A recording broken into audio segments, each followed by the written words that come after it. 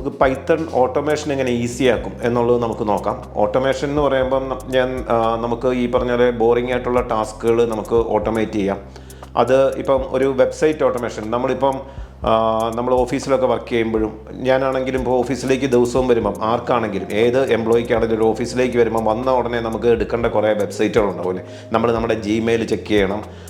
അതുപോലെ ഏതെങ്കിലും നമുക്ക് എന്തെങ്കിലും ഒരു വർക്കിംഗ് ഡാഷ്ബോർഡോ അല്ലെങ്കിൽ ഓഫീസിൽ ലോഗിൻ ചെയ്തിട്ട് ചെയ്യേണ്ട എന്തെങ്കിലും ഓഫീസിലുള്ള എന്തെങ്കിലും വെബ്സൈറ്റുകളോ അല്ലെ വെബ് ആപ്ലിക്കേഷൻസ് ഉണ്ടെങ്കിൽ ഇതെല്ലാം നമ്മൾ ഓരോന്നും ക്ലിക്ക് ചെയ്ത് ചെയ്യാന്ന് പറയുന്നത് ഒത്തിരി ടൈം എടുക്കുന്ന ഒരു ടാസ്ക്കാണ്.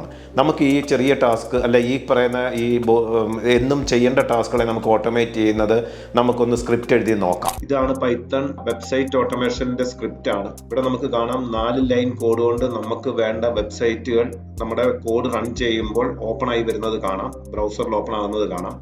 ആദ്യം നമ്മൾ വെബ് ബ്രൗസർ എന്ന് പറയുന്ന ഒരു മൊഡ്യൂള് ഇമ്പോർട്ട് ചെയ്യുന്നു.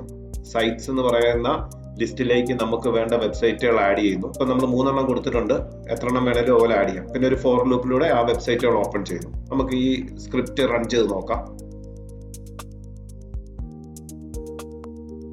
നമുക്ക് കാണാം ബ്രൗസർ തന്നെ ഓപ്പൺ ആയി നമ്മൾ കൊടുത്തിരിക്കുന്ന 3 വെബ്സൈറ്റുകളും 3 ടാബിൽ ഓപ്പൺ ചെയ്തിരിക്കുന്നത് കാണാം. ഇതാണ് നമ്മൾ മാനുവലി ചെയ്യുന്ന ഓട്ടോമേഷൻ. നമ്മൾ വളരെ ചെറിയ സ്ക്രിപ്റ്റ് കൊണ്ട് പൈത്തൺ ഉപയോഗിച്ചിട്ട് നമുക്കത് ഓട്ടോമേറ്റ് ചെയ്യാൻ പറ്റും.